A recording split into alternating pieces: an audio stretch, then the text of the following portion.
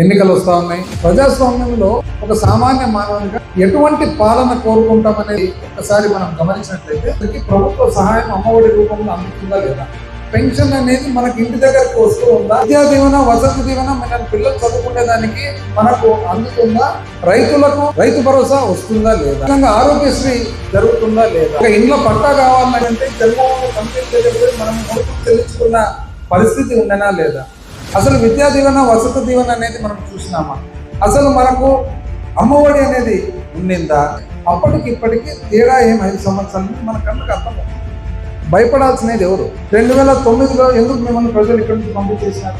దానికి మీరు భయపడాలి. 2 సార్లు వరుసగా ఓడిపోయినది ఎవరు? మీరు భయపడాలి.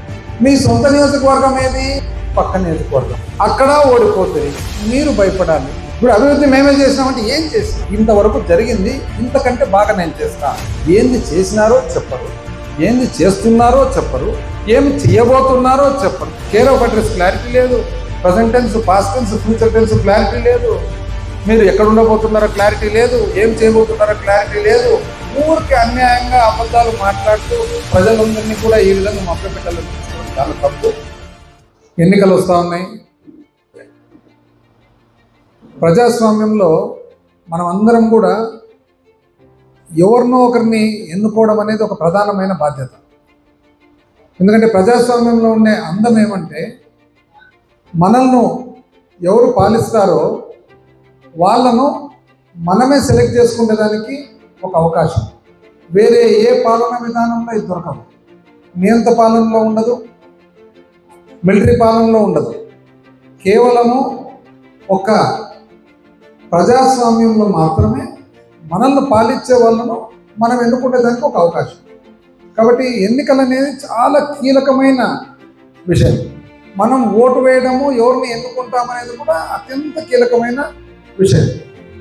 మీ అందరికీ కూడా చాలా చక్కగా తెలిసింది, బాగా తెలుసు. ఎందుకంటే మీరందరూ కూడా బాగా చదువుకున్న వాళ్ళు, అదేవిధంగా ప్రార్థన పరంగా, రిలీజన్ పరంగా కూడా ఎంతో మీరందరూ కూడా ఆల్రెడీ ఇది గ్రహించింటారని కూడా నా సంపూర్ణ నమ్మకం. అయితే ఈరోజు ప్రజాస్వామ్యంలో మనం జనరల్గా ఒక సామాన్య మానవునిగా ఎటువంటి పాలన కోరుకుంటామనేది ఒక్కసారి మనం గమనించినట్లయితే, మనము ఫస్ట్ అండ్ ఫార్మోస్ట్ మనము మన కుటుంబము, మన కుటుంబీకులు క్షేమంగా ఉండాలని కోరుకుంటాం. అంతేనా? సహజంగా అంటే మనము మన జీవించే పరిసరాలు బాగుండాలి, మనం జీవించేదానికి ఒక స్థావరం ఉండాలి, ఒక మర్యాదపూర్వకమైన జీవనం సాగించేదానికి అవకాశం ఉండాలి, మన భార్య పిల్లలు క్షేమంగా ఉండాలి, పిల్లలకు చదువుకునే అవకాశం, ఉపాధి అవకాశం ఉండాలి. అదేవిధంగా శాంతి భద్రతలు చక్కగా ఉండాలి. ఆడవాళ్ళకు కానీ, మహిళలకు కానీ, పిల్లలకు కానీ ఎటువంటి ఇబ్బంది ఉండకూడదు. మన మగపిల్లలు వాళ్ళు కూడా ఒక క్రమశిక్షణ ప్రకారం ఉండాలి. మన మౌలిక సదుపాయాలు ఏవైతే ఉన్నాయో ఇవన్నీ కూడా చక్కగా ఉండాలి. నీటి సరఫరా కానీ, రోడ్లు కానీ ఉండాలని కోరుకుంటాం. అంతే కదా. మనం ఎవరు కూడా నిజం చెప్పాలంటే సామాన్య మానవుడు ఒకటేసారి మనం చాలా బ్రహ్మాండమైన ఆలోచనలు ఏమి ఉండవు. మనకు బేసిక్ ఆలోచనలు ఇవి అని చెప్పి చూసుకుంటూ ఉంటాం. మరి ఈ బేసిక్ నెసెసిటీస్ ఏదైతే మినిమంగా మనకు అవసరమైన, బ్రతుకుదలకు అవసరమైన ఏదైతే విషయాలు ఉన్నాయో అది ఈరోజు మనకు అందుబాటులో ఉన్నాయా లేదా? 5 సంవత్సరాల క్రితము మన పరిస్థితి ఎట్లుంది, 5 సంవత్సరాల తర్వాత మన పరిస్థితి ఏ విధంగా ఉంది అంటే 2019లో మనం ఎట్లున్నామో 2024కు ఈ 5 సంవత్సరాల మార్పు ఏమన్నా వచ్చిందా?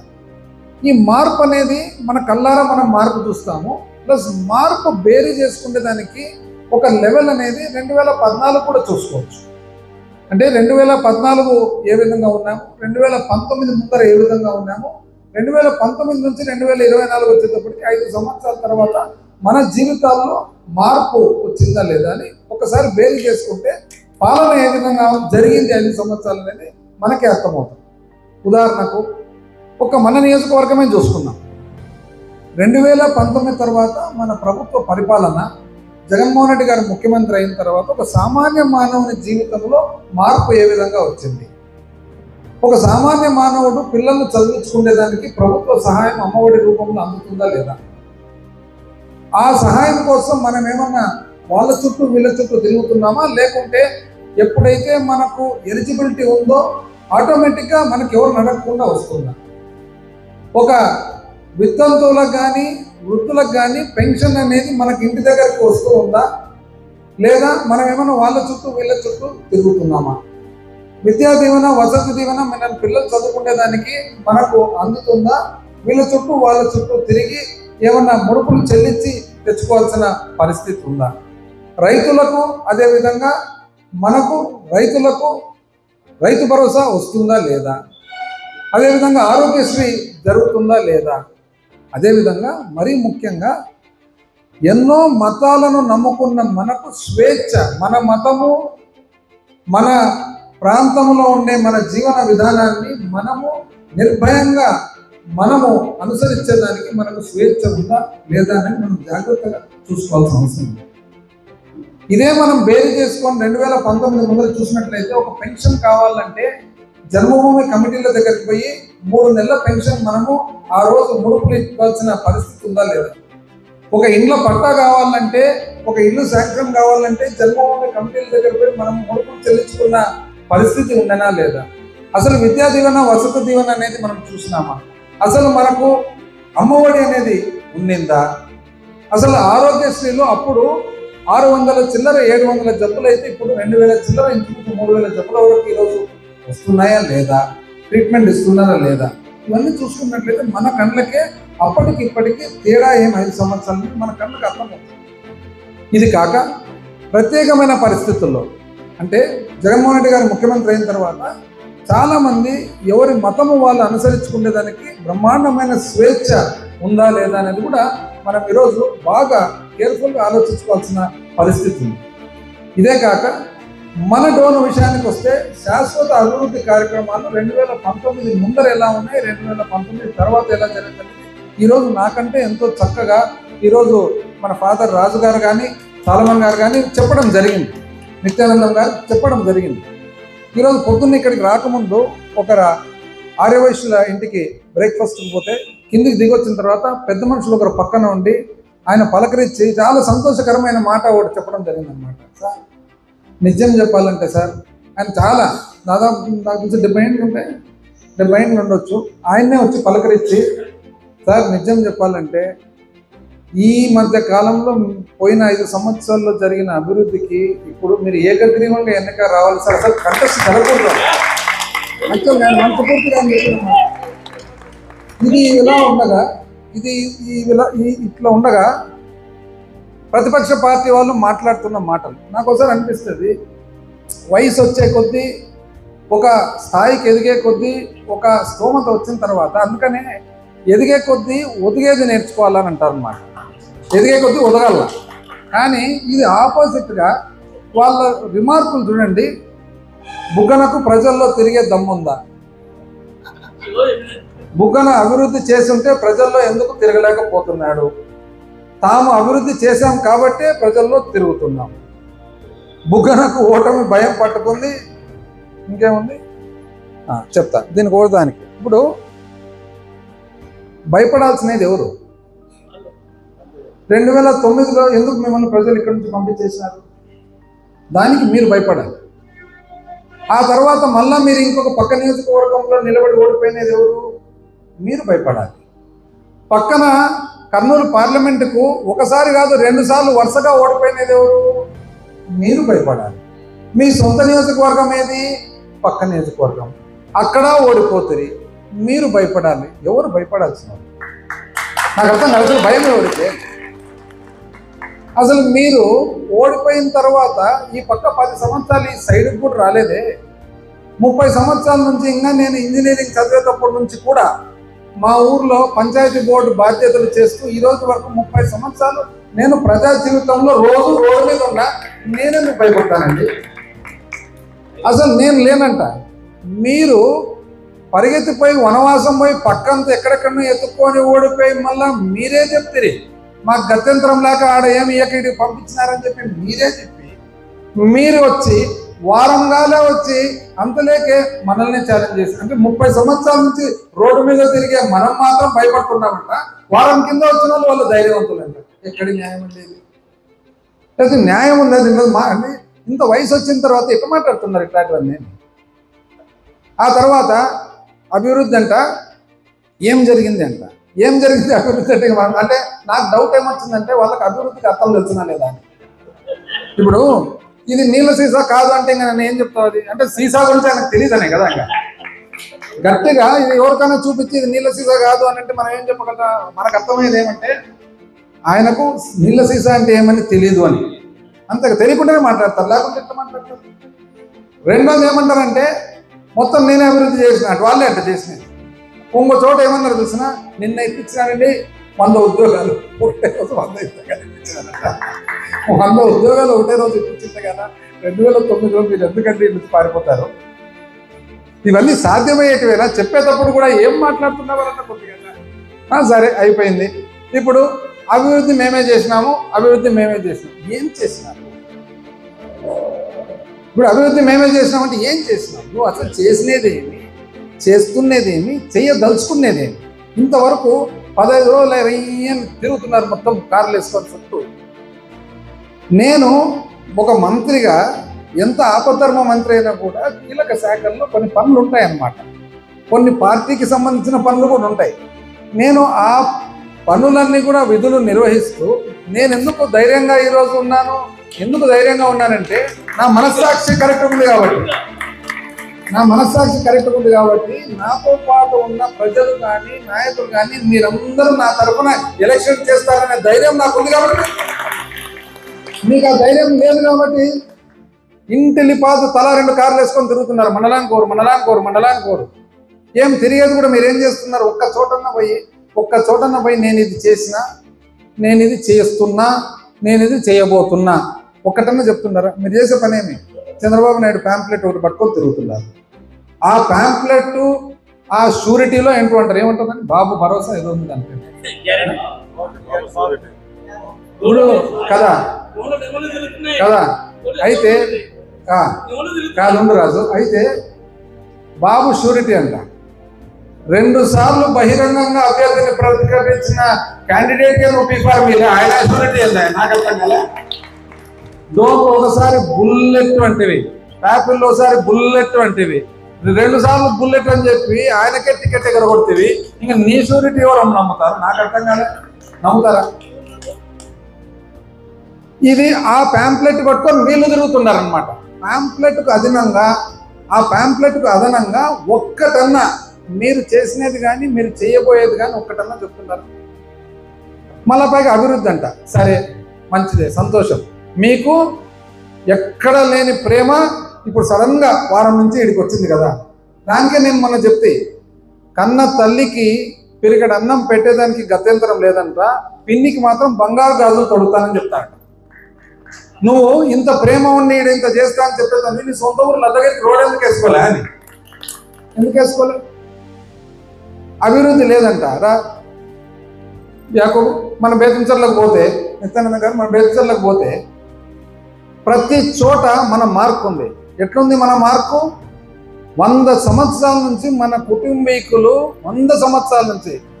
కుటుంబీకులు ప్రజల కోసము సొంత దానము చేసిన మార్కు ఉంది బేతంచెర్లలో. ప్రతి బిల్డింగు, ఆసుపత్రి ఉంది, పశువుల ఆసుపత్రి ఉంది, బడి ఉంది, గుడి ఉంది, అన్ని మన మార్కు ఉంది. మీ ఊరికి పోదాము, ఒక్క చోటన్నా మీ మార్కు ఉందా? ఒక్కటన్నా ఒక్క బిల్డింగ్ చూపించండి. మీరు కట్టించుకున్న అద్భుతమైన మీ సొంత ఇండ్లు తప్ప ఒక్కటన్నా ప్రజలకు చేసినది ఉందా అని చెప్పి నేను అడుగుతుండ్రా. నాతో పాటు రండి, మా ఊరికి పోదాం, మీతో పాటు నేను వస్తాం, మీ ఊరికి. ఎంత అన్యాయం అండి మాట్లాడే మాటలు. ఇది కాక మళ్ళీ ఏదో చెప్తారు, ఎక్కడున్నాడు మినిస్టర్ అంట. మరి ఇక్కడే ఉంటా కదా, ఆడిపోతే నేను 30 సంవత్సరాల నుంచి ఈయన్నే ఉంటా. అసలు మీరెక్కడ ఉన్నారు అని? మీరు కోడుమూరులో ఉండారా? మీరు ఆలూరులో ఉండారా? మీరు ఆదోనిలో ఉండారా? మీరు ఎమ్మిగనూరులో ఉండారా? మీరు కర్నూలు పార్లమెంట్లో ఉండారా? ఎక్కడున్నారు మీరు ఫస్ట్ డిసైడ్ చేసుకోండి క్లారిటీతో ఎక్కడా అని. నేను ఎక్కడున్నా నేను చెప్తా. నేను మీ అందరి గుండెల్లో ఉండాలని నమ్మకం నాకుందని చెప్పి నేను ఇక్కడ వరకు ముందు వస్తున్నాను రండి. రోడ్డు. అప్పటి రోడ్డు ఎట్లుండే, ఇప్పుడు రోడ్డు ఎట్లుంది. ఆ రోడ్లో నేనున్నా, ఆడ కనపడే ఆసుపత్రిలో నేనున్నా, ఆడ కనపడే బడిలో నేనున్నా, ఆడ కనపడే మార్కెట్లో నేనున్నా. ఈ నియోజకవర్గంలో 2-3 నెలల లోపల ప్రతి ఇంటికి వచ్చే ప్రతి చుక్క కృష్ణా జలాలలో నేనున్నా అని చెప్పి నేను తెలియజేస్తాను. మీరు ఎక్కడున్నారు చెప్పండి ఒకసారి. ఎక్కడున్నారు మీరు? మీ సొంత ఊరిలో ఇంతవరకు రోడ్డు లేదు. ఏం మాట్లాడుతున్నారని? అరే ఇంత వయసు వచ్చి ఇంత హోదాకు పోయిన తర్వాత ఇవేం మాట్లాడలేదు. అదొద్దు, ఇట్లాంటివి లేకుండా ఇది నేను చేయదలుచుకున్నా.